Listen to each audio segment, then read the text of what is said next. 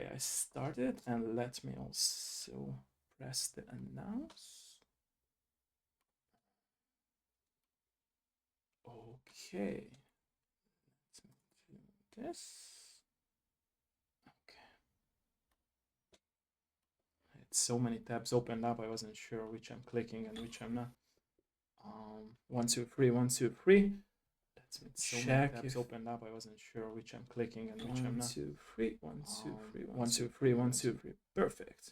Okay, let me sit into my original position here, like I'm always saying, and let us know, ladies and gentlemen, if we can start. If the audio, video quality is good, and there is no FPS drops. Hopefully, let me know. Let me know.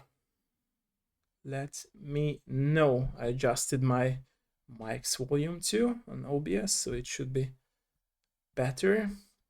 Let us know. I will check it myself as well, and then we can actually start. One, two,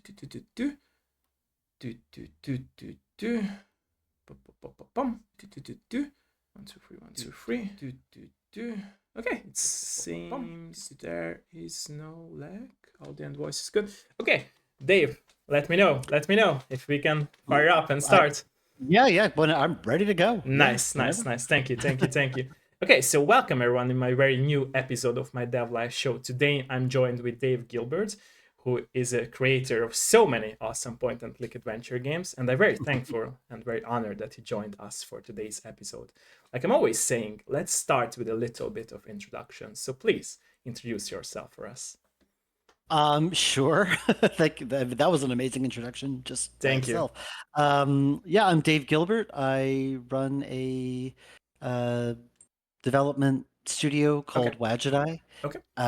Been doing this for about 18 years. Okay. Since 2006, I've either written myself or published about I think 18 games altogether, and we are including like Blackwell series, Bob's Barrow, Unavowed, Primordia, Gemini Rue, Technobabylon, Resonance.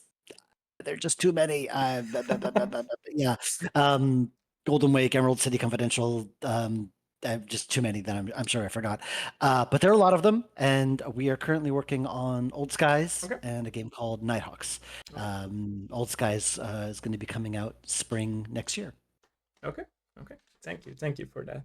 Okay, so my very first question would be, what was your very first contact with video games as a player, if you remember those times of your past? Yeah. Okay, well, my mom bought a copy of Infocom's Wishbringer when I was really little, and I'm sure she's had many reasons to regret that decision, as I got very addicted to those games. But now that I'm like earning my living and doing reasonably well, like I guess she thinks she did a good thing.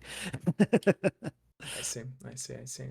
So speaking of that she bought the game for you and she was worried that you got addicted. How do you feel about? I know it's early to ask me this, but speaking of this topic, a more personal question would be from me. Do you think like your parents and family and close friends also were supportive about the decision that you started making games? Yeah, they support me. They haven't played the games. Okay, I see. None of them has actually played that. It's a bit over their heads, but they were surprisingly supportive from the start. I see. I think because they knew I was having trouble finding my place. I went through a number of jobs in my 20s that I didn't like, and but this is something that whenever I talked about writing games, because I wrote a number of freeware games before I started doing it commercially. Like they would tell me my whole energy changed, because I loved doing it. And when I decided that I'm going to try doing this for real, they were all supportive. No moment of doubt, no nothing. They were all like, maybe they secretly thought like, oh, maybe we'll get this out of his system, and maybe they secretly thought that I was crazy, but no one actually said the words or discouraged me in any way. I'm consider myself extremely lucky. I see. Do you think that it's important to have a supportive surrounding, even if it's mentally, even if it's a financial level that supports you? Yeah. If only because, especially as an indie, I mean, it's right there. You're indie, you're independent, you're alone. It can be a very isolating thing if you let it. And just having a bit of a support network, even just people to talk to, or just events you can go to, or a community of other developers, or people who get it, is extremely important, and I learned that very early. I went to every event meetup I could have in New York, and I found just it really helped get me through the more difficult aspects of it. It's very important. I recommend everyone do that. I see. I see. So going back to the topic where you like mentioned what was your very first contact as a player with video games, what was the first click when you transitioned to the phase where you started making games or you started messing with the idea that okay, now I'm not just loving playing video games but also would like to make video games? Okay. It's not it's not the happiest story, just to warn you. Well, I lived in New York. It was September. It Okay, was 2001. We all know what happened. And I had been laid off from a terrible corporate job I see.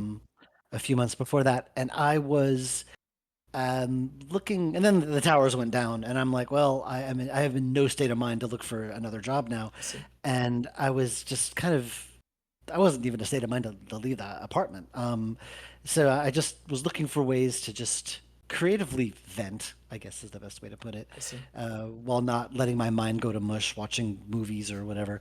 And I discovered Adventure Game Studio and uh, which is kind of, I always describe it as an RPG maker for adventure games. True, true, true. And so I made a little game in a weekend just for fun. I see. And it says a lot about my state of mind that the character you play is literally the Grim Reaper. It was a funny game. It was a little corny, funny thing I made in a weekend, and I released that, and people seemed to like it. And so I kept making them just for fun. It was I just a see. hobby at the time. I see. And I made about 4 or 5 freeware games, and then I just decided, like I said, I can't envision doing anything else, and then I see. managed to turn it into a career. I see. Was it, by the way, a scary or hard decision at all when you like realized that okay, I might be able to do it for a living as well, not just a hobby? I wouldn't call it scary Okay, because it was something I wanted really badly. I see. Because I had a number of jobs in my 20s that just I I was just marking time until I figured myself I out. I see. just hated every job I had. I I see. was I see. I see. English teacher in Korea for a while. I worked like did shipping in the garment center of Manhattan. I I see. I see. I did see. I did all sorts of stuff. Office manager was boring corporate stuff where I just hated every minute of it. Wasn't very good at them. And so it wasn't so much that I was scared. I was having the time of my life making these games, but I didn't think I thought I thought I was living in a dream world. Like I didn't think I was being realistic. I'm like, I see. there's no way I can make this work. I see. There is no way. This was 2006. Nobody was doing this.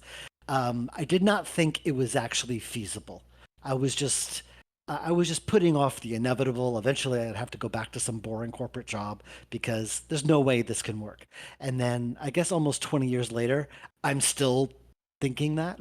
It's like I'm just, there's just a matter of time, just a matter of time, before I have to get a real job. No, hopefully not. No, this Hopefully is not. hopefully not. I mean, it's a lot of work, but I can't envision like it's not easy, but at the same time, I can't envision anything more satisfying. Not that it was easy at the start either. I I think I was fortunate that I was single, living alone, no family, very little expenses. I was living in this dinky one-room studio, and I was able to scrape enough to get by and make the next game. And I was pretty determined because I couldn't envision, like I said, I couldn't envision doing anything else. It was either this or, going back to some boring corporate job that I I see. hated. I And see. I was determined to make it work. I see. And not that I was particularly smart, but I made a point of making very small games, very quick turnaround.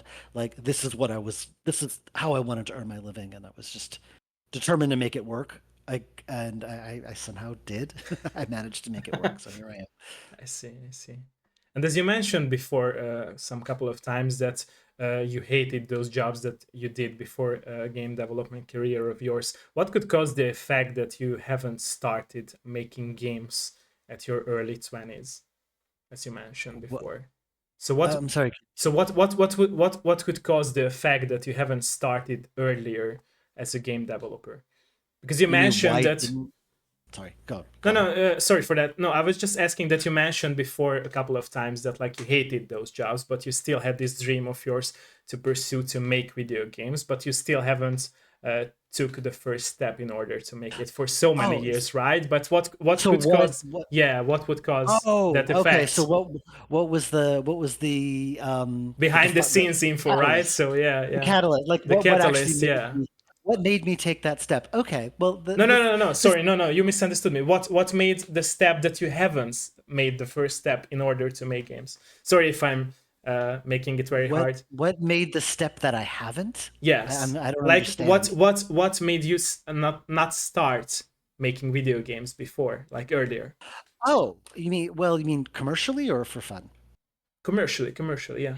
Oh, well, mainly because like it was the early 2000s. It was 2001. Okay, Like no one, like it just did not. No one was doing this. I see. No one. Like it just did not seem Yeah, possible. but you mentioned that it was your dream as well, right? And you hated Yeah, all but the jobs, so it it was was a always dream. there for you. It was there. It was like, oh, wouldn't it be nice if I could do this? I see. But I just didn't, because back then, like, no one would put their credit card online. It just wasn't very True. feasible. I see. And it took me a while to think, well, maybe it's possible. And also, what I was in a position where I had been laid off again, but I had money saved up. I And see. so I figured if I was ever gonna make an attempt to do it, that was the time. That It was the was like time. I see. early 2006. So I had a bit of a cushion, and I had a bit of I had the time, and I figured I'll never have a better opportunity to like try to make a go of this, because otherwise, I just when else was I going to do it? And fortunately, I was able to make it work. But before that, I mean, it's very quaint to think now, you know, just putting your credit card online was a big deal. True, true, true. I It was remember not that. easy. Yeah. It was not easy to sell things online. Yeah. Steam didn't exist. It was Yeah. like, I mean, Amazon was still in its infancy, and even then, it's like, oh my, do I really want to order this on True, Amazon? true, Now true, true. it's very quaint to remember what it was like back then. True. Just it was all still very new, and it's like I can't like who am I? I can't like how am I able to do this? Like it just didn't seem possible. I see. And then just I managed to make it work even before like Steam and stuff. I remember people mailing me foreign currency to buy my first game, and I would like Nice. travel all the way across town to change it. Like by the time I like paid to get across town and the fees and exchanging the money, it's like there was practically nothing left. I don't know why I even bothered. It was just crazy what I did to make things work back then. But I have nostalgia for it, but I wouldn't want to live through it again. I see. I see. I see. I see. You also mentioned like even now in the current day of era that we live in, you still have sometimes doubts about the future. But me, who views you as a person who is very successful in the video game industry with all the games he has released with his company, why do you have these doubts? Like why do you think like you still have doubts in yourself and you still like sometimes Oh, question the future of yours? well, I mean, any industry is volatile, and Okay, especially since I'm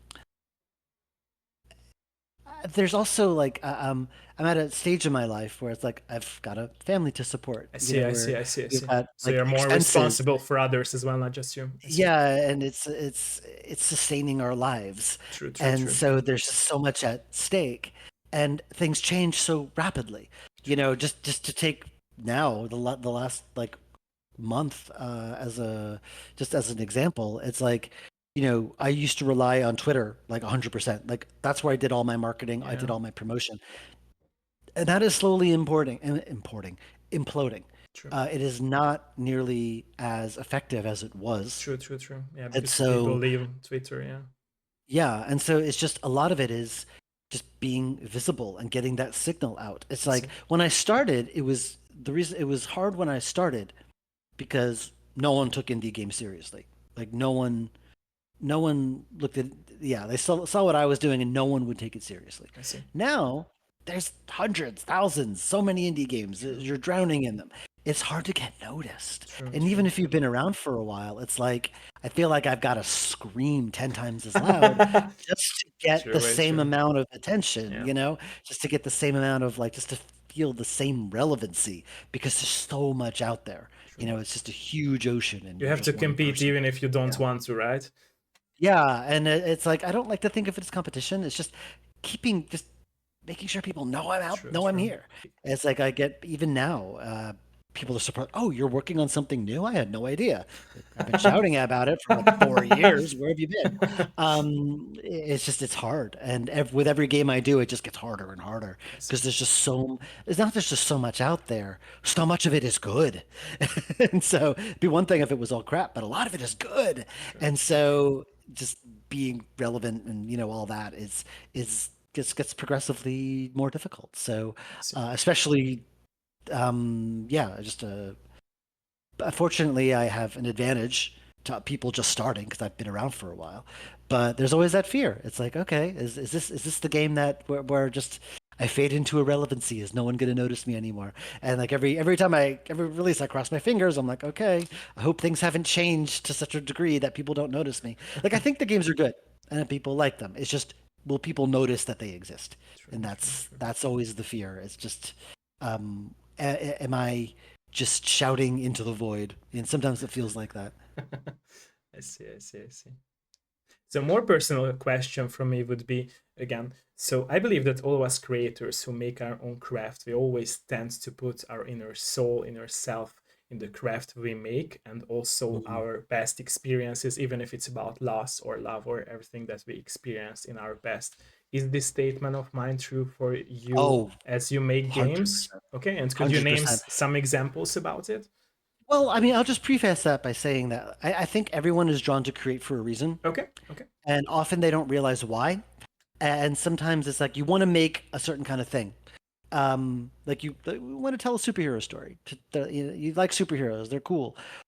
But you might make a superhero story without knowing what draws you to superheroes, what draws you to that kind of true, thing. true, true, true. And so often it's like the if unless you could really you don't always need to know. You don't I see, always I need to know see. the reason, It's true, but yeah. it helps to like, but you can't help but put yourself into it. And I think for something like Blackwell, for example, I didn't realize until maybe the fourth installment or so that I was telling this was about urban isolation. This was about, you know, being, in a big overwhelming place where there's so much life around you and everyone's got their, once and everyone's got their own individual lives and could be lost in this big place. I see. And because when I first started making the game, I was pretty new to the city, and I think the character was very overwhelmed.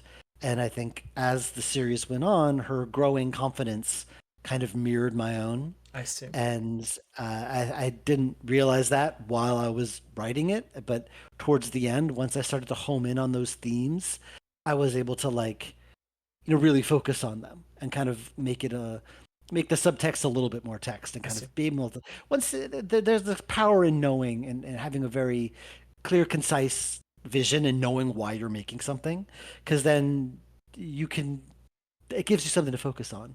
And I think that's very important, and not just for making something good, but also for connecting to what you're working on. Because if you don't love what you're doing, if you don't feel strongly about what you're making, it won't be sincere. And I think True. the audience can We'll tell. feel that, yeah. Yeah. Sincerity can't really be faked. And if True, you're true, phoning it true. in, they can tell. True. And often the reviews and sales often reflect, True. that. I've written games where I've just kind of phoned it in, not phoned it in, but kind of, oh, like the market says this is popular, so I'll do this. And like the reaction is never very good. And so True. I've True. I've sort of learned to really love what I do or find a reason to love what I do. And sometimes that's not easy. But once I do, then it's like it becomes a lot easier. And I think it's able to resonate a lot more with people. I see. I see. A little esoteric, but No, no, no. I hopefully. agree with you. I agree with you on that. Yeah. So I believe that old school point and click adventure games, as for their puzzles, were much harder than most of nowadays point and click adventure games and their puzzles. What was your goal with your games and puzzles? What difficulty have you been aiming for throughout all those years that you made so many games? Often people will say my games don't have good puzzles or Okay, they're very simple puzzles okay, because I don't put a lot of effort into them. I see. I think that like back in the day, when Google didn't exist and you wanted people to play your game for as long as possible, you know, the puzzles are what extended the game time, True, the true, gameplay. true. It's true. Yeah, I think it was Space Quest 3. The game could take a half hour to play. It true, takes no time. true, But back in the day, it took me much longer because I didn't know the solution. true. And Exactly. if your only recourse is to, you know, if you're a kid and you have to, you know, beg your parents for their credit card to order the hint book or call that 900 number and get in trouble, you got to be desperate. You got to be at your wits' end. You got to, you know, like I remember playing King's Quest 3 and, you know, I spent months trying to defeat that stupid wizard. And I when I solved it, it was the greatest feeling, you know. True. But now I'd last 5 minutes maybe before just Googling the solution, just because that resource is there. And it's not that people are lazy or have shorter attention spans; it's just the resource is there, so you use it. So I think a lot of more modern developers understand that, and so instead of focusing on puzzles, we focus on fun, immersion, Story. making the actual moment-to-moment stuff like enjoyable. I see. Um, for Old Skies, there are some puzzles, but they are more suited to the game world and the type of game it is. Most of my games tend to be a little bit more grounded, so having random puzzles and obstacles don't fit, but they fit in Old Skies. So I'm happy to design them. I see. I see. Okay. Excuse me. No, it's okay. It's okay. It's okay. It's totally fine. So No, throughout, I burped. I guess you didn't hear it. no, I heard it, but it's fine. It's fine. It's fine. Oh, It's totally okay, fine. great. Throughout all those years that you worked on games, were there anything that you had to cut out from your games? And were there anything that, for example, you cut out but you could like use it in other games? You've just described Blackwell Unbound. Okay.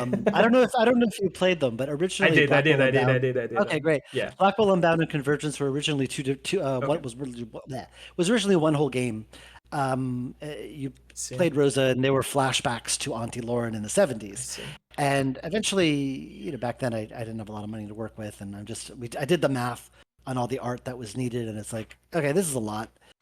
We don't need these flashbacks. I'm just gonna cut them.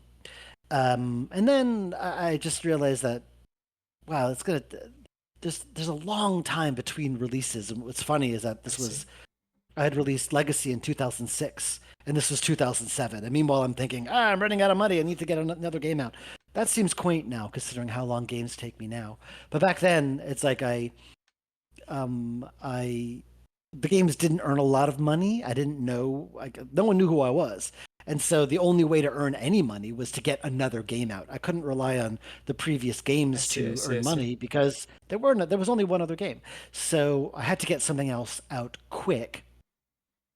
And I decided, well, I had these little flashback sections from the game that I caught, and I looked at them and I thought I could probably make a small game just out of these, I see.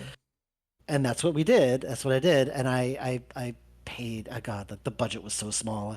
I hired a college kid who was off for the summer. It was kind of an internship. I'm forever grateful for the little money she was willing to be paid.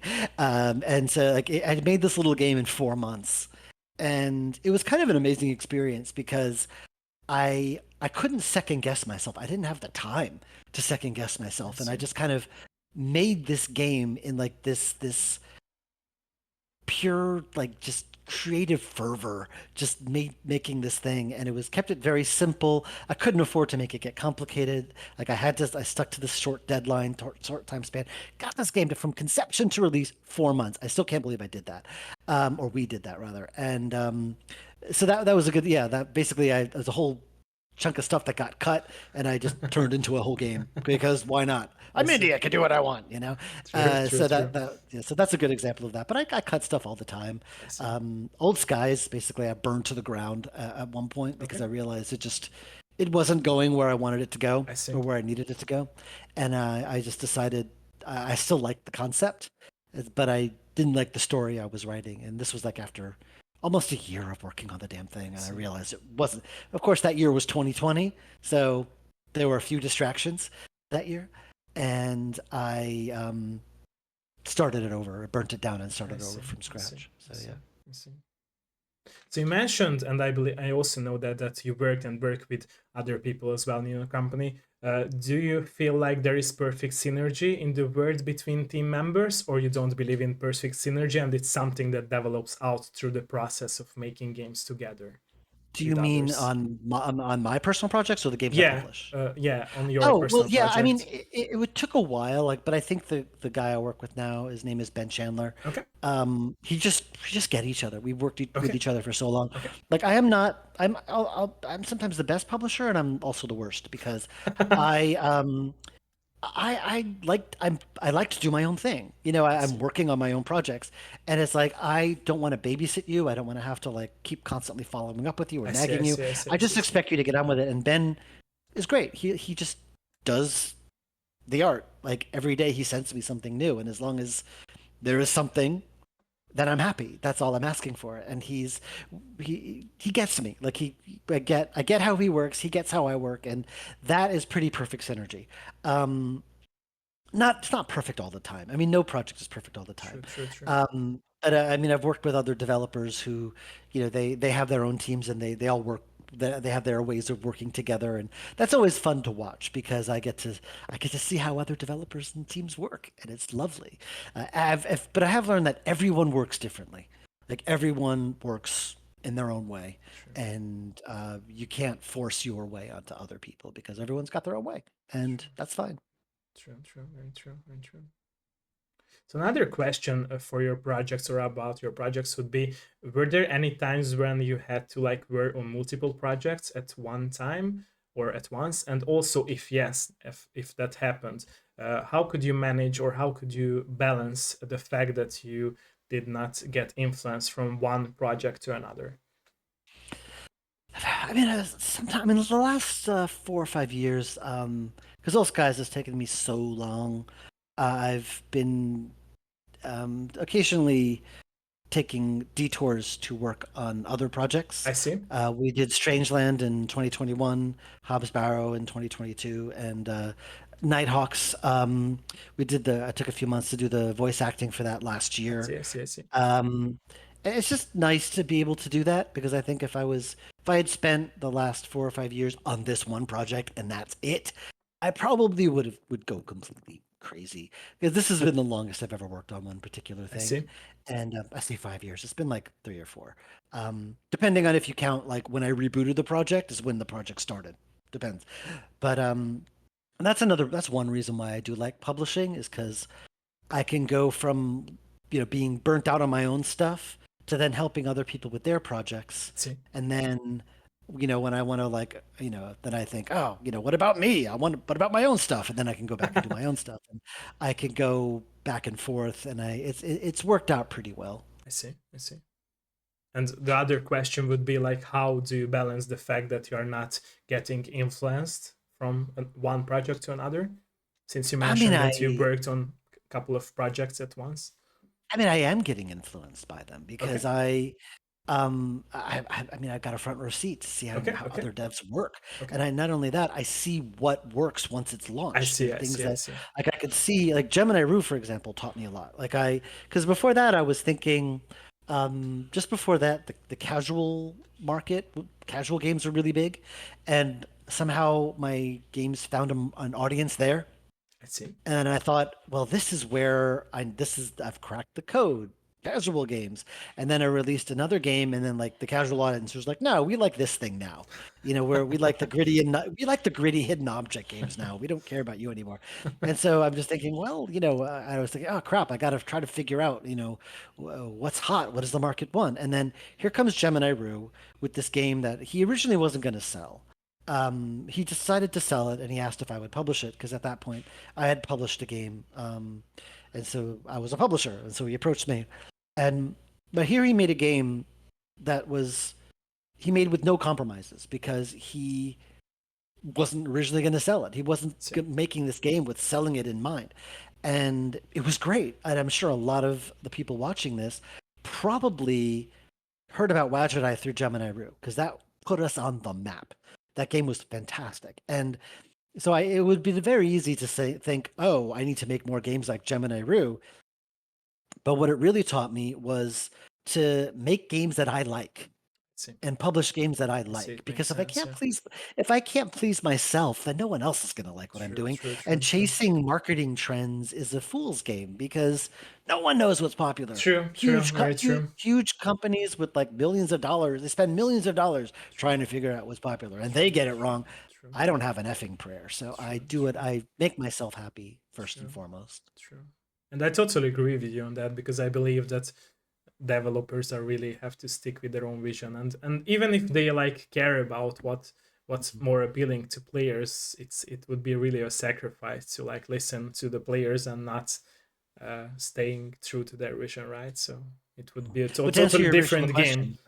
No, sorry. But to answer your original question, where you like, so I see. I've worked with many developers over the years, and like there are things I'm like, well, I make a point of thinking, like whenever there's something I'm not sure of, I would never say I would know what makes a game good. I see. Like if there's something like I'm like, yeah, but this is what makes the game good. This is what the data says. Like no one knows that in my opinion, right? No one knows that. Exactly. And even if you do know, like, oh, this thing, but I can see what hasn't worked and what people haven't liked.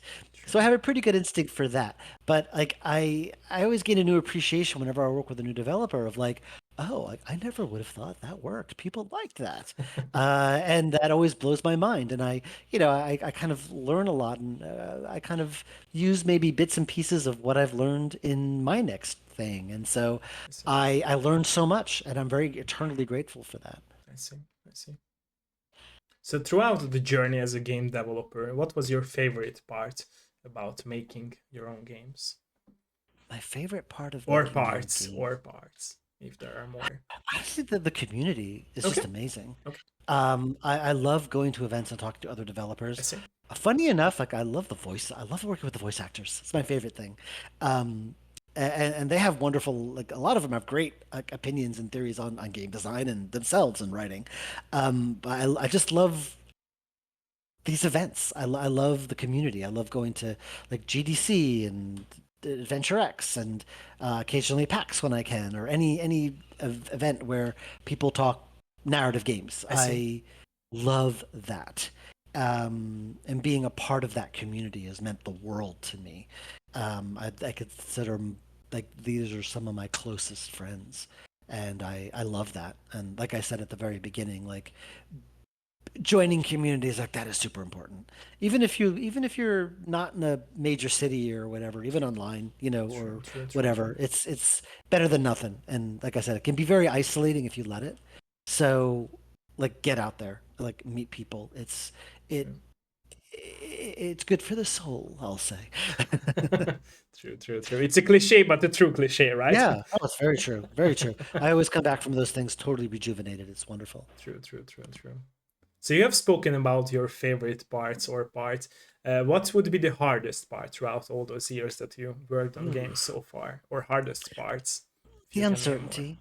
Like I said, you said, like, oh, like you're worried, but you're so established. Yeah, games take a long time to make, and especially this game that I'm working on now. 3 or 4 years. It's like if it doesn't sell, what were those 3 or 4 years for? True. So it's that uncertainty, and that's being indie. I think it was Ben Franklin who said an entrepreneur is someone who works 18 hours a day to avoid working 8 hours a day for someone else, and that's kind of true. I work really hard for that independence, and I do love it. I wouldn't give it up for anything. I think the reason why I didn't do very well in all those previous jobs I had was I don't like being told what to do, even if it's something completely reasonable. Nobody does, right? I think nobody does. I know, but it's like you hire me to do a thing. You tell me to do the thing. I'm just like, or even people I hire to tell me what to do. I hire consultants to give me advice, and they say you should do this, and I just sort of bristle, like, I guess, all right, And I think that you're I've fired. been very lucky. I've just been very lucky that I've been able to like find a way to make that work for me. Yeah. Like, I'm sorry. What was your question? The worst thing? Oh Yeah, yeah, the the hardest, uncertainty. hardest. Yeah, Yeah, because but I think that's why I do it is I see. because I much prefer living this way than living any other way. And so I work so much harder to maintain that because my biggest fear is having to stop. I I don't see. want to stop. I I do see. love it. I do love doing this. I want to keep doing it for as long as I possibly can. I see. And I'm my biggest fear is not being able to anymore. So I see. that's why, yeah. I see. I see. I think any indie lives with that background True. level of panic True. that it could True. all True. go And away. it's understandable, right? Because it's your passion, so it makes sense Yeah. at the end of the day. You always worry you made some accounting error, you made some mistake in taxes, and then suddenly you get a letter and it's like, oh, you owe It's over. everything you owe is now is gone. Yeah. And you always worry that there's like some mistake you made years ago that's going to completely screw you over. Every True. like self-employed person has that. True. Everyone. True. True. True. True. How have you changed as a person in other territories of your life from being a game developer and a publisher? I mean, I've it's been almost 20 years. Okay. It's like I'm not the same person I was, Okay. just in general. Okay. I've got a family, I've got a child, I've got, even just in the last few months, I've moved out of New York City. I lived there all my life. I own a car now that I've never had. It's just living makes you change. But I mean, it's hard to say. I think the one of the biggest changes that happens after you've done something for so long is that I no longer like I mentioned when I did Blackwell Unbound how I made it in like a 4 month fervor of just Yeah. this creative rush. Yeah. I don't. It's hard for me to reach that flow state now I see. because I am a lot more methodical because I have a lot I more see. experience. So whenever I sit down to make something, excuse me again, I have like in my head of here's here's what I need to do to make a game. Here's the checklist of all the things I know that I know make a game I work see. for I see. I me. see. I see. I see. And so I'm always thinking about all those things whenever I sit down to make something. And it takes me a lot of effort and like mental preparation to like get to where I was like 20 years ago when I was just making stuff for the hell of it and not thinking too much. And the games are a little bit more, rough, but like I did love that feeling, and I don't quite get there as much because I'm thinking too much. And that's why it takes, you ask any creative person, as they get older and more experienced, they tend to work slower for that reason I see. because they have a lot more that experience to draw from, where they create something and then they have to look at it and then they filter it through all of that experience, which is what I do with everything I write. And I think that is the fundamental way I've changed. And sometimes I have to just like get out of my own way, get out, like just put all my experience aside and just like do it. Cause like it's otherwise it'll never get done if you overthink stuff to True. death. True. True. And I think that like I think the games are better. Everything's better as a result because I'm a lot more methodical. But at the same time, it's like they take so much effing longer because I am constantly thinking, but that comes with experience. I do miss that rush I used to get, so I try to recreate that, but it's a little harder, So it's like if you're like a new creative person, enjoy that rush, enjoy it. It's because it won't always be there. It won't always be there. I see. I see. Sorry, by the way, for the background noises. Sorry for that. Uh, Oh, I don't hear oh, anything. okay, okay, okay. I'm happy that. Discord's pretty good at Okay, filtering okay, that okay, okay. I'm calm that. Okay. out. So, are you down to, by the way, go into some questions from my chat before I ask some more questions? Because I have some more questions, but It is let's your also football, sir. I'm down thank for you, whatever you want. thank you, thank you, thank you. Let the chat ask as well, let the community ask as well, if there are any questions. So yeah, ladies and gentlemen, let me know if there is any question before I will go into asking some more questions. Dimikaye says, hello everyone, just dropping by to say hi and that All Skies will be an incredible experience. Thank you for that. Thank you, Oh thank you. wow! I don't like that. I don't know if they're a time traveler because Old Skies is a time travel game, so they know it will be an incredible They experience. might know, right? That's how I choose to interpret that. Is that They it might will know. be like it's very very definitive, very very sure. I'm I love that confidence. Thank you. They know it. They know it. Let us know. Let us know, by the way. Let It us will know. be. Yes, it will be an incredible experience. Let us know, ladies and gentlemen. Let us know. So before we wait for more questions, a question from me would be, so your game's out there for a lot of platforms, but if I am correct about it, your games haven't been released to consoles. What could cause that? The fact that you have Some never, of them. like, or some of them has been released? Well, some of them are released on Switch. Oh, okay, on Switch, Mostly but not on because of PlayStation and Xbox. Yeah, so that's what I no. mean. I mean, Okay. I'm solo indie, limited I resources, see, I see, I and see. also the AGS You engine is never not wanted very. to release those games, or you I had would some love plans? to. Oh, okay, okay, okay. I would love to. I see. It's just I can't do everything. I wish I could. I see, I see, I see, I It's see. just it takes time and effort, and I mean, even just porting to the Switch was difficult, mainly because I use AGS, and that is not very portable I friendly. see, I see, I see, I see, I Um, see. and if I worked with a publisher, they would probably have the resources to do that. I see. I I don't, at least not very easily. I have to when the anyone who does help me port usually is a volunteer who gets a cut off the back end, and it's not easy. It's not I easy. see, I see, I see. And I think that in order for it to really do well, it's got to launch at the same. Everyone they all got to launch at the same time, I see. and that's hard to coordinate. We're going to try to launch Old Skies on Switch at launch, but I can't promise anything else at the moment. It's just, I mean, the only real barrier is that I'm one guy, and that's the main issue. I see. I see. Okay. So I believe that all games always has a message to give for the players from their creators. What was the core message of your games, if there were any, like it's centered around or in your games? Like a core message I that you always wanted to give to the players, or if it's like different from game to game, could you name some messages that you wanted to give to players? I think, I mean, there's no core message. As I said, Okay. thank you. My wife just made me tea. This is why you marry a Brit. Oh, you're Hungarian, right? Yeah, yeah, yeah, I am. Sia. See ya. Yes, I dated a Hungarian girl in college. Nice, nice, nice, nice. Sia and Kesenem. Those are the only two Köszönöm. words Yeah, it's a only thank two you. words I remember. And I remember butchering. I was just trying to get me to say the name of the airport, like Ferihegy, like Ferihegy, yeah. Ferihegy. she would laugh every time I said it. I'm like Ferihegy, Ferihegy, and there's like the G at the end. I would butcher. I still am. Yeah. Anyway, yeah. Weird memories. Anyway, I'm sorry. What was your question? I forgot the question, to be honest. I got lost. Like telling you two Hungarian words that I knew. No, no, no, no, no, no. It's okay. Ladies and gentlemen, by the way, let us know if there is any question Oh, before I. message. Yeah, You message, mentioned message. message, message. Okay. Yeah, true, true, true, true, true, true. Yeah, no, Message. you said, I said earlier how I wasn't sure that like, oh, this game is about urban isolation or whatever. Okay.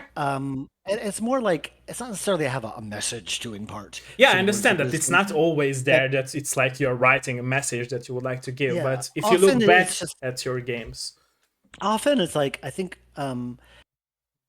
it's more like I'm trying to evoke a feeling or I see, a knowledge of a place or I see, whatever. I see, I see. I think with Old Skies, the theme sort of came to me as I was working on it, and how because a lot of it's a series of time travel stories, and a lot of I sort of realized as I was writing these time travel stories what they had in common. I see, Excuse me, and they were often about legacy, and what does it mean to leave something behind? I see, Will the world remember you? I Does it see, matter if you leave something behind?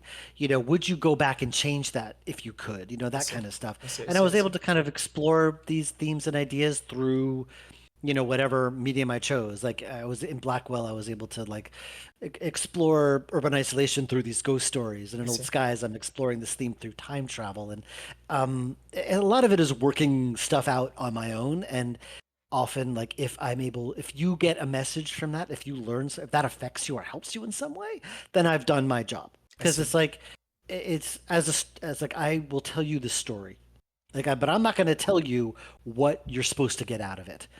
You get out of it whatever you get out of it. True. Like if something hits you a certain way and makes you think a certain way, that's great. That's a True. happy True. accident. True. That's not True. what I True. True. intended. True. True. True. All I can do is create what's in my head and evoke the feelings that are in me. How those affect you, that's you. And so there's no specific message. It's just, you know, um, did what I was trying to say come across, I see. and how that if that comes across, then I've done my job. How that affects you and what you take from it, that's on you. That's how I I always see. feel I about it. see. I see. I see. I see. Do you believe, by the way, in time travel, I mean, I or you would like certainly. to? I mean, just looking at my kid, it feels like I've had a time machine. She grew up so fast. I don't necessarily believe in time travel. I believe in anything. I believe in evidence of my eyes. I I don't see. necessarily believe in ghost stories either, but I would love to believe, as a famous man once said. I would love to. I'd like to believe. I would like to, believe there's more out there I see. than what we see. Uh, I keep an open mind. I see.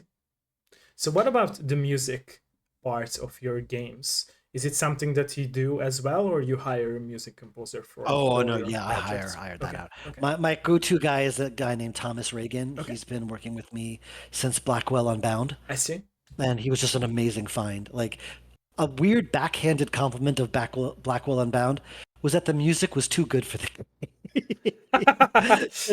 because it was like I said, it was done by a college kid for the summer, off the summer, and it's not that the art's bad, but it's very basic, low res pixel I art. see. I see. I And see. Thomas made this amazing bombastic score with like saxophone and like it was all done digitally, but it's like all kind of it's done orchestrally, and it's amazing. He's just absolutely an amazing composer, and I adore working with him. And I see. I've been working with him ever since. I see. I I call him see. my Danny Elfman because I won't work with anyone else. I see. I see. So you mentioned that you don't like the feeling when others tell you what to do. So my question from it would be like, have it ever happened to you that some players, for example, might not get the story or might not like that much any of your game, and that they might wanted to change something there, and you did not go with it, or you did not I like mean, the it way depends. how they view your game? Okay. I mean, if someone has extremely opinionated about that stuff, I mean, if it's a game that you mean if it's launched or if it's just like a tester. No, no, no. Like the people who play your games, not the tester. Like I in mean, I general, mean, if players. the game's out, there's nothing I can do. True, true, So true, true. No, I'm I, just like, have you like started like to question I if you think could do something in another way, or you always like stick to the vision to your vision even after launching your game and reading reviews? there's some most of the time I just think, well, there's not the game's out. Like there's no point in really True, in true, listening to true, this too deeply. true, true. There's some cases um, where often I would say most of the time, 99% of the time, when you release something, you're well aware of its flaws. I see. You're well aware like what the reviewers are going to say, I what see. they're not going to like. I see. I see. I Often see. like with any game I've written, when a reviewer didn't like something, I'm like, yeah, yeah, I know. Sometimes it's just like something becomes too entrenched, it's impossible to extricate it. No game is perfect. You just True, have to true, think true. about like They're what your humans, prior. not Yeah, perfect, right? well, So how would not we make perfect yeah, games, right? So but it's there's understandable. that also. But it's also like you have to figure out what your priorities are. Like with True, Old true, Skies, for true. example, I think the individual time travel stories, it's kind of episodic. It's like series of missions. I I think see. each of them, and there is an overarching story that connects them together. I see. That might be a little on the weaker side, but I think the individual stories are really, really good. But that was my priority because if those weren't fun, then you've got no game.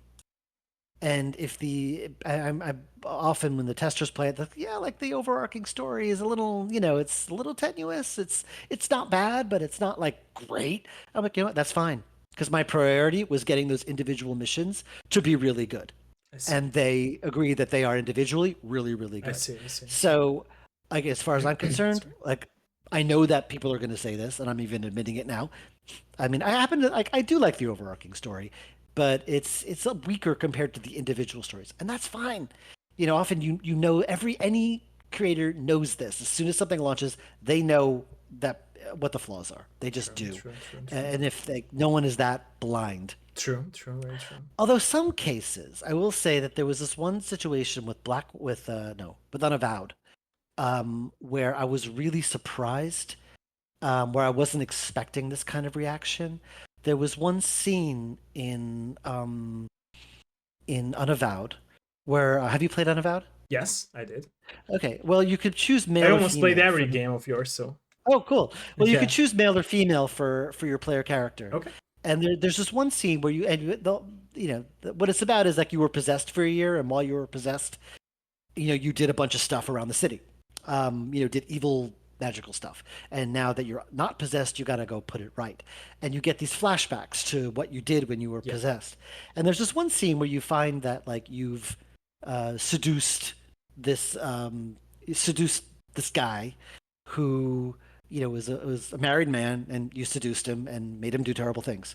And you see the flashback, and again, if you could choose male or female for the player character, but the gender of the person you seduce doesn't change. If you chose male, you're seducing a man. If you chose female, you're still seducing a man. And the reaction from like a lot of people saw that, and their first reaction was, "What's with the gay panic?" Because that scene happens, and the reaction is, "Oh my god, I can't believe, like I did this. I can't believe this was like, my body was used for this against my will." That is kind of the feeling I was going for. But if for people who chose male, I got some angry letters saying like, "Why is he reacting so badly to like potentially being gay?" That wasn't my intent. But and I would watch streams of this, and if they had chose a female main character and see that scene where she reacts to like, "Oh my god, I can't believe this happened," they laugh. They think it's funny. And I found that interesting. I don't know I'm not qualified to like determine, figure out what that means, but I was surprised at that reaction. I see. That it came across, if you chose Yeah, male, I the understand scene it. came across as homophobic, but if you were female, it was like perfectly It's natural not a and problem. and maybe a little funny. And I was surprised, and I'm not qualified to like really analyze this because I wanted, like, I guess I didn't need to have the male and female play exactly the same aside from pronoun switches. But I did, and that was the result. That was one of the few times I was not expecting that kind of reaction. I see. But I'm not going to say that they're wrong. If you're a gay man and that bothers you, I'm not going to say you're wrong for being bothered.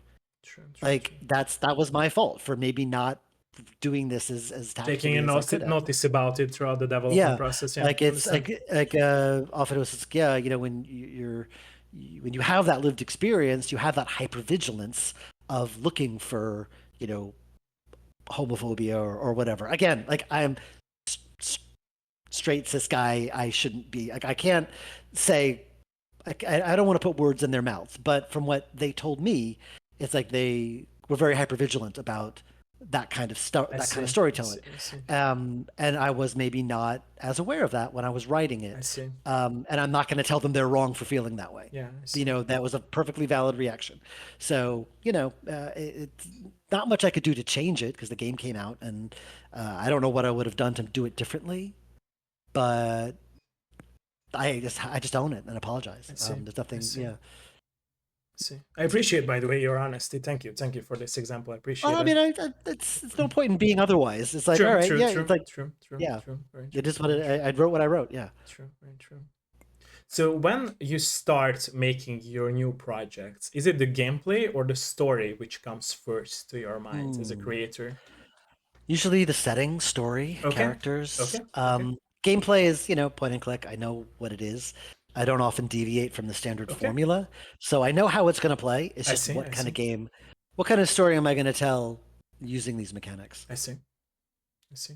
And you always like wanted to stick to point and click genre, or have you had these ideas ever in your journey as a game developer when you like had this very other Always. genre idea of making I a game? never seem to do them. I see. I I always see. I always come back to the tried and true I because it's see. what I know. Maybe one day I'll do something different, but it hasn't happened yet. Oh, so you have plans, but it's just like I mean, I have like a design for like a BioWare style RPG. okay. I mean, that's kind of what Unavowed turned into, except I didn't do the like stats and combat I see. and I see. stuff. But because I don't know how to do that stuff. Like it's combat's hard, and it's not really my wheelhouse. Like all that balancing I and see. stuff. I'm not. That's not me. Um, so I tend to focus. Like I do try to get out of my comfort zone, but within you know Limitations, let's say. within limitations. Because you go too far out of your comfort zone, doing stuff you're not at all familiar with, like that can lead to damage. True. True. True. True. It's like I don't know. There's a word for it. It's like the levels of where you can push yourself. True. It's like there's your comfort zone here in like this tiny little circle where you're most comfortable, but you'll never learn, you'll never grow. You True. spend too much time in there, it starts to shrink. And then you push a little bit more beyond, and then that is like where the learning happens. True. You go beyond that, it's really starts doing you can start doing damage to yourself if you True. stay True. too far out there. And I try to keep my sanity. I see. I see. I see. I see. So a topic that has been brought up at my dev life shows is that some developers found it hard to leave their past project behind and really like start making new projects. How do you feel Mm. about it yourself? Like, how do you feel about your own projects? Is it easy I or can't much harder to wait. leave? I Okay. can't wait. Well, it's funny. It's funny you say that because um, with any project, it's like if I plan on launching on Old Skies in the spring. Okay. You ask me a year from like right now, I'll be like, oh, this project's hell. It's driving me crazy. I just can't. It's like I'm so stressed out. Like I'm grinding my teeth. I'm clenching my jaw. Like I got headaches. A year from now, I'll just be like, yeah, that project was great. It was so much fun. It just flowed. And I feel this way Nostalgia, about right? Unavowed. Yeah, brains are dumb, man. Like I was looking through an old design notebook, and I think of Blackwell as like, oh, this was so easy. Blackwell was so easy. Like the ideas just came and they just flowed. And I was looking through this old design notebook, and it's like the original ideas I had, I think for the last game in the series, were like all over the place. And at one point, I came to like a page and a half rant of self hatred where I'm just like, I hate this. I'm done. I'm never going to write anything else in my life. I'm a dried up well of creativity. What the hell am I doing? I'm like, and there's this long rant of just thinking, I don't remember feeling it. I don't remember thinking that, but I must have, or I wouldn't have written it. And this was like, 10 years ago, however long it was that I wrote that game. And I just look at it now, I'm like, yep, nothing ever changes really. Because right now, but I think the difference between something like Blackwell and the difference between something like Old Skies.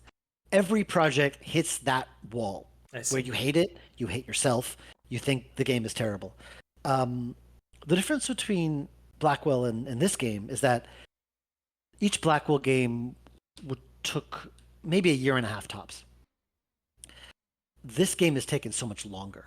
I see. So I am in that I hate everything stage for so much longer. And it's that could be dangerous if you're I've done this enough. This is one thing that comes with experience. I've done this enough where I know, okay, I need to step back. I need to I go see. for a walk. I need to go to a movie. I need to do something that's anything other than this I see. because I'm going to break myself. I see. I'm going to have like a heart attack at a young age. I need to, you know, I need to relax. So that's like you learn that. You learn the signs. You feel certain things in your body. You just know. Um, So yeah, I think like I totally forget what your question was. Hopefully, I just answered it. You answered it, yeah. Yeah. Okay, good. And another question from this topic that you just mentioned would be like, how do you balance your free time and working time as well?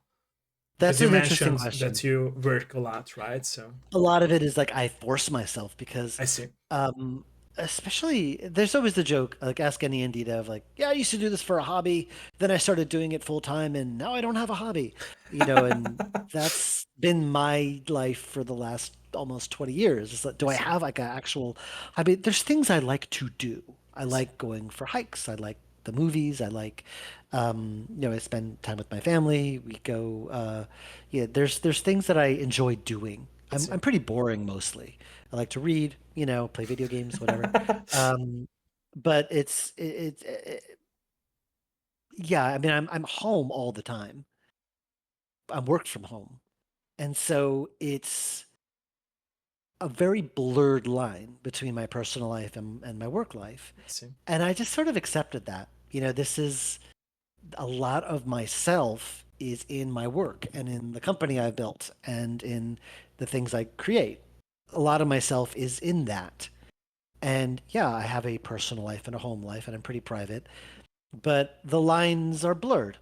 And yes, I take breaks from it and make a I point see. of, having some quiet time and self-care. That's all important.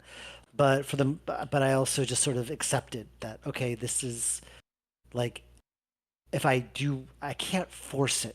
I can't say, okay, 5 o'clock, done, clocking off. You can't do it. It's always True. in your head constantly.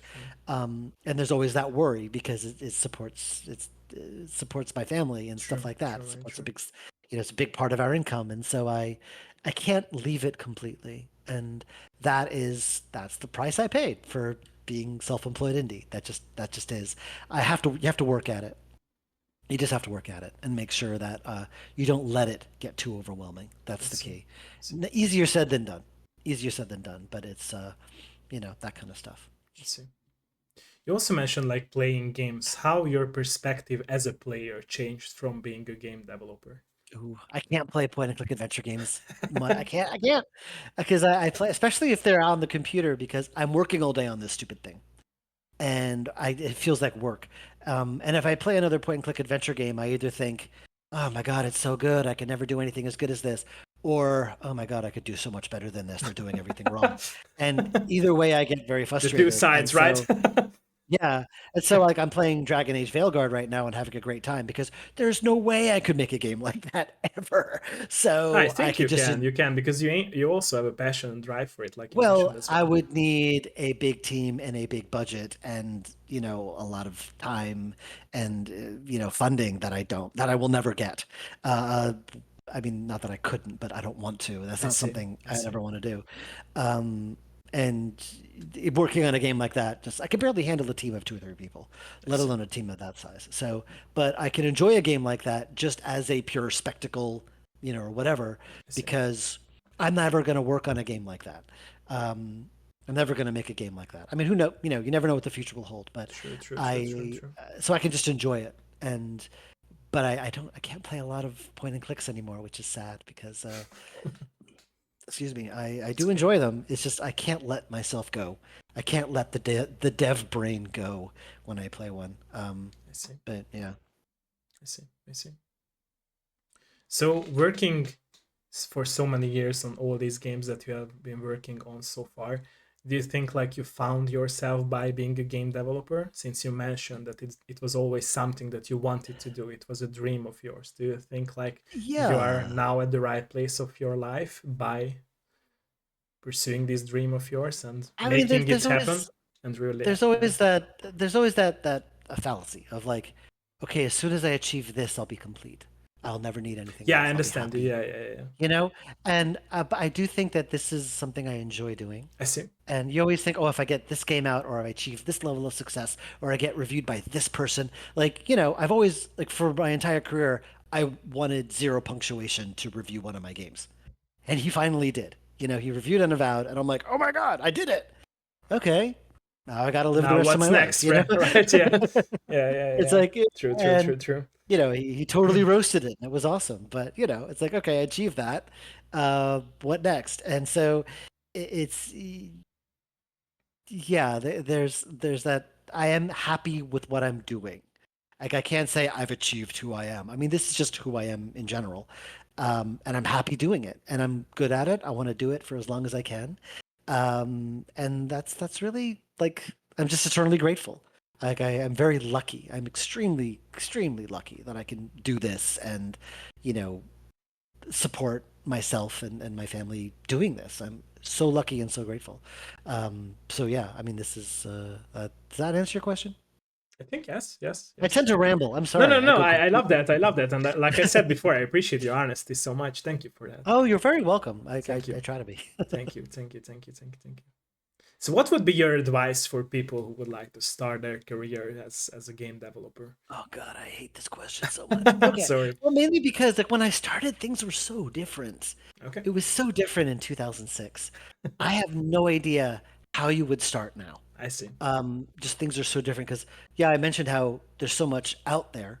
The market's so saturated. But at the same time, I go into it knowing I've got like almost 20 years worth of history and experience I and see. fan a uh, fan base growing.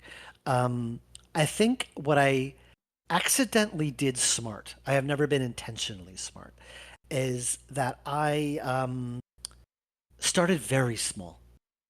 Like my first few games took, the Shiva took maybe, it was a jam game that I just added some touches to and sold. I see. That took maybe 2 months. Blackwell Legacy, you know, maybe took four. Blackwell Unbound took four.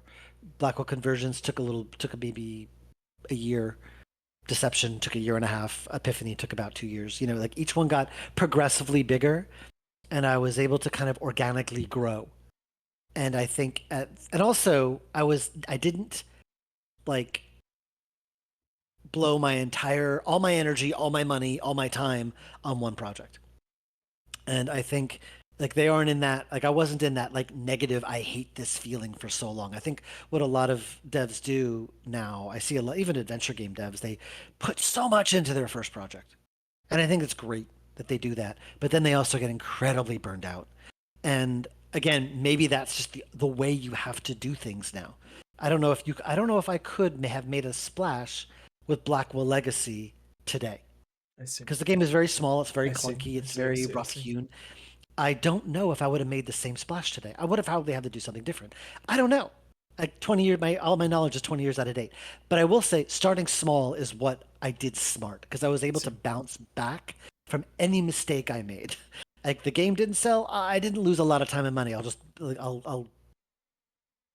take all this feedback, put it into the next one. And so again, I was able to grow and learn and grow very organically that way. And at this point, despite all my fears, I do feel like I have a solid foundation. A foundation that I can fall back on if things get really difficult. And I'm again eternally grateful and eternally lucky that I'm here. But I think that is what got me there. Starting very small and just growing very slowly, over 18 years it's been just slowly growing until I'm in a very secure place. I see. I see. So So if you have 18 years to spare, that's what you do. true, true, true, true, true. Very true. Thank you again. So at the beginning of our interview, you told us that your favorite part, one of your favorite parts throughout the development process was working with voice actors. What's the process of hiring and Okay. also finding the right voice actors? And also, like, are you picky about voice actors? And also, another additional question would be, do you always know what would be the perfect voice for a character that you designed and Okay, have let me warn written? you. You get me started, you get me talking about voice acting, I might never stop. Okay, So I'm feel down for free to be that. like, I'm down for dude, that. stop. I'm Okay, down for that. just be warned. I'm Just be all warned. ears. You have been warned. Okay, good thing we were like an hour and 15 into this. So good. You got some game dev stuff. Now I'm going to be talking about voice acting forever. Um, okay, so when I started out, my very first, I always call Blackwell Legacy my first commercial game. but that was the first game I intended to be a commercial game. I see. The first game I sold was little game called the Shiva, which was a jam game. Back then we didn't call it jams back then. It was just I don't know. It was just here's a theme, make a game in a month, I see. and that's it. It was on the Adventure Game Studio forum, and I made this little game called the Shiva about a rabbi detective. I see. And after this is when I just decided, like, I enjoy doing this so much. Maybe I can, and people seem to like this game. Maybe I can improve it a little bit and sell it. And so my first thought was, what can I do to give this little game a bit of value? And the first thing I thought of was voice acting. That is something I was in an improv group at the time. I live in New York. I could find, there are actors everywhere. I'm sure I could find people who could do the voice acting for this. And the guy who played Rabbi Stone is a dear friend of mine named Abe Goldfarb, went on to play Joey and other characters in a lot of our games. If you know our stuff, you've heard Abe. And so he did Rabbi Stone, and I pulled people in from my improv group to do the rest of the characters. And I knew nothing. I had a headset mic like this, $20. I bought it from Radio Shack, not this specific one, but it was and I plugged it into my laptop, brought these actors into my apartment, sat them down, and be like, okay, let's do this. And so, and we just did it. And it was like plenty of people had comments about the quality of the acting, but no one complained about the quality of the sound, which I always found amazing. And I found I really enjoyed it. I really enjoyed that process. And there was this one actress named Ruth, who I don't think I've worked with since, sadly, but she had done some actual voice acting. And so she asked me some very interesting questions about, how she should do the voice. And I forget what those questions actually were. But I found that fascinating because it's something I just never thought of. I'm like, don't you just act and go into the mic? And there was just a lot more about breathing properly and positioning and all this stuff that I never really thought about. And I found that fascinating. And the more games I did, and again, I still use that stupid headset mic for several games, up to and including Gemini Rue.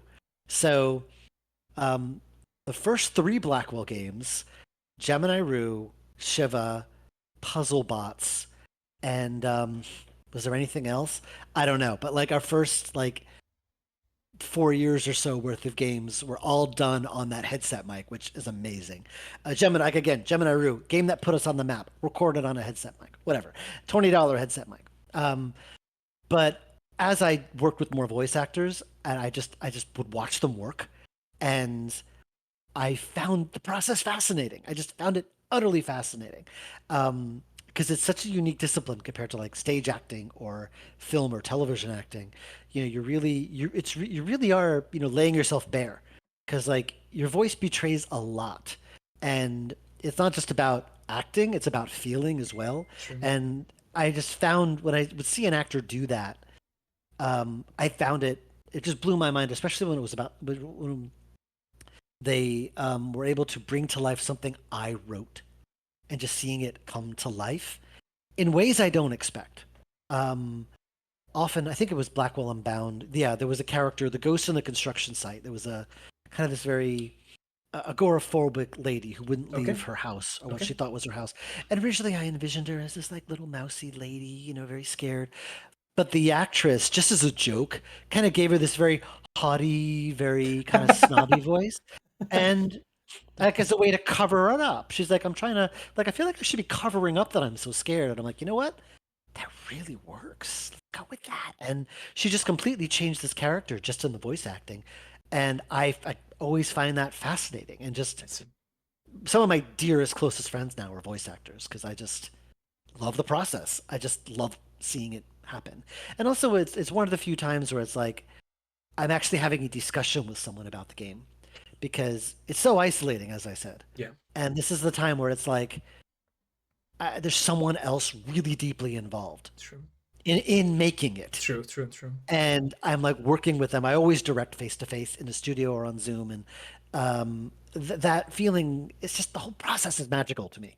It's so esoteric, and it's so blah-de-da, whatever. But the whole thing is magical to me. Just watching this take shape, and I just love it. I see. Thank you again for your honesty Yeah. about that. Thank you so much. Thank you. Okay, so because I believe that like old school point and click adventures always like had these box editions, right? Are you planning to have a box edition from Old Skies as well? I wish I could. Like again, Okay. one guy. Yeah, you There's a number mentioned. of things that I wish I could do. I see. We mentioned porting earlier to Yeah, we to talked about consoles. that. Yeah, There's things that I just don't have the resources for. I Like see. localization. I wish I could localize everything into every language, I see. but our experience with that has not been terribly good, at least in terms of like money. I see. I see. I Um, see. I see. you get cool dev points for doing it, but again, mostly solo operation, limited resources. It's like, and very text heavy. These games have a lot True. of True. words, True. True.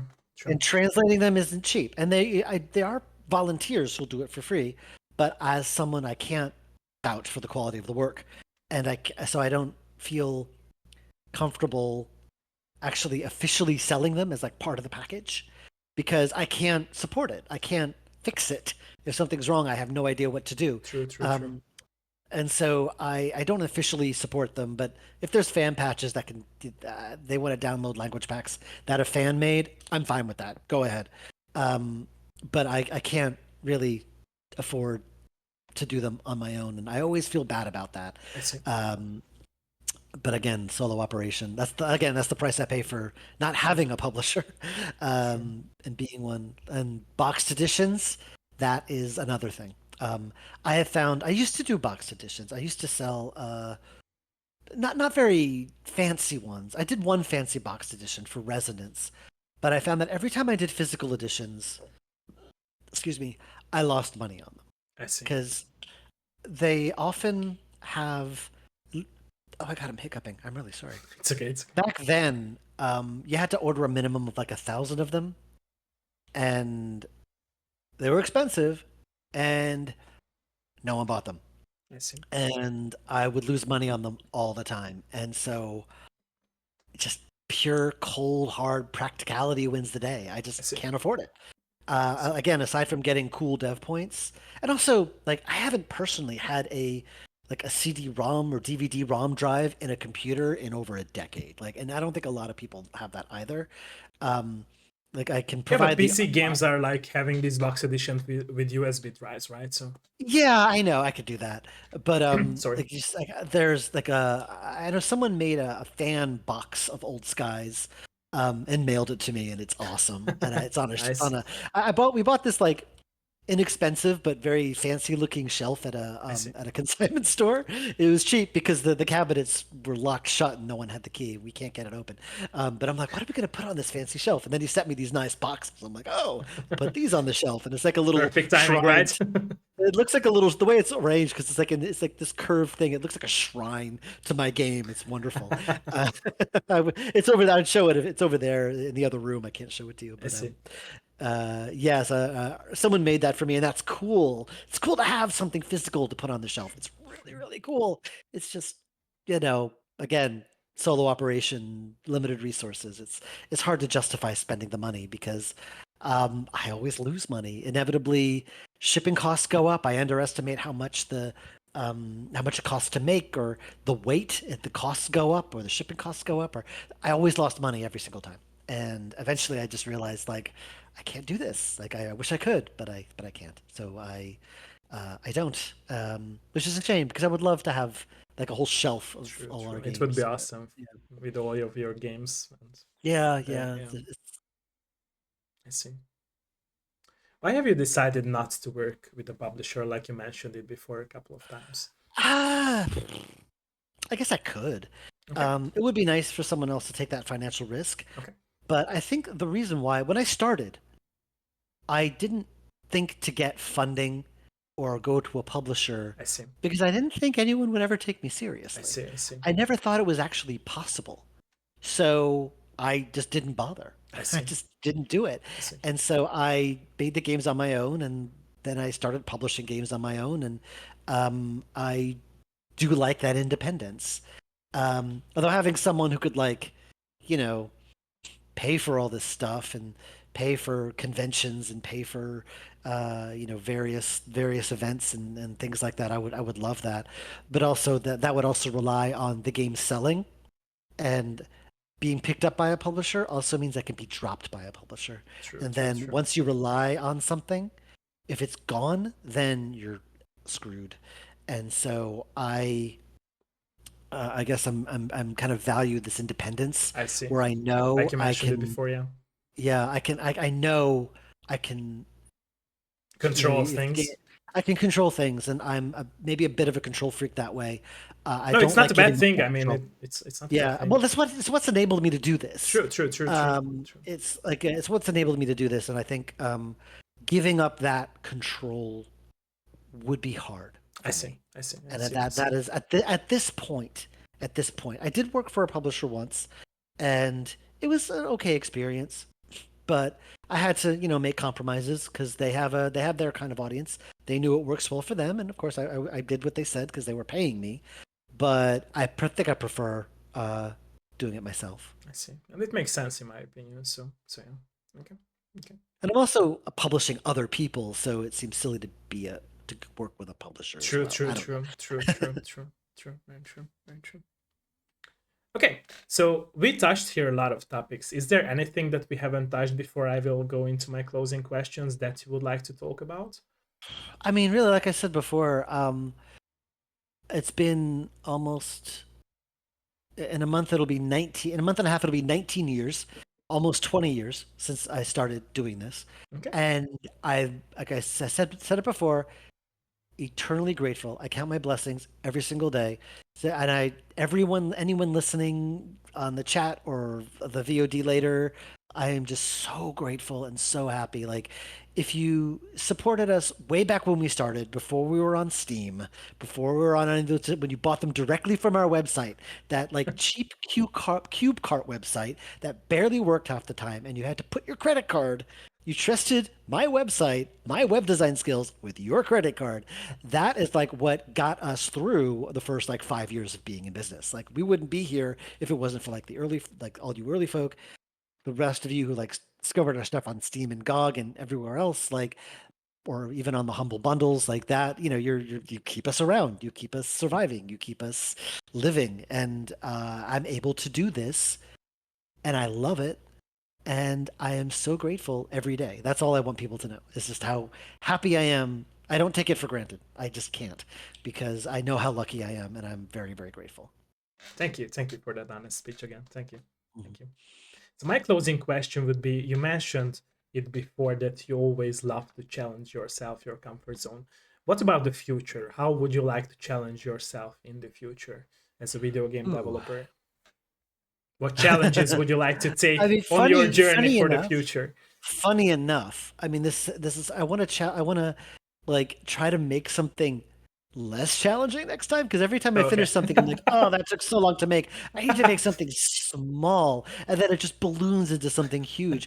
Because like I'm not getting any younger. I can't keep making games that take 4 or 5 years. You are As forever morbid young, right? So with as playing and morbid making as video games. that sounds, I mean, who knows? I might live forever. Like, it's yet to be proven otherwise, But That's the legacy, right? That you live yeah, behind. that's my What you were legacy that I'm talking talking about. about, yeah.